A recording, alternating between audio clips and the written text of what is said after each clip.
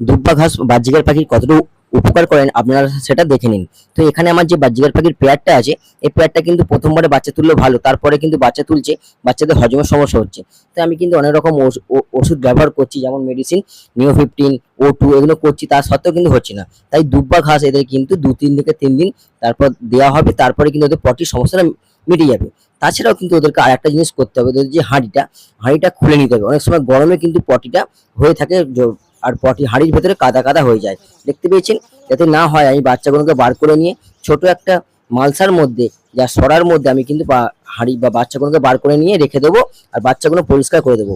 বাচ্চাগুলো কিন্তু হজমের সমস্যা হচ্ছে, এবং কিন্তু গরমেতেও পটি হচ্ছে, তাই দেখতে হবে। তাই হাঁড়িটা খুলে নিয়ে আমি সরার মধ্যে দিয়ে দেবো, আর খুব সুন্দরভাবে ওদের কিন্তু ঘাস দেবো। আর এদের কিন্তু সফট ফুড, গম আর যেগুলো ভাত, সফট ফুড এগুলো কিন্তু আর দেবো না, তাহলে কিন্তু আবার পটি করবে। 2-3 দিন ঘাস দেবো এবং শুকনো দানা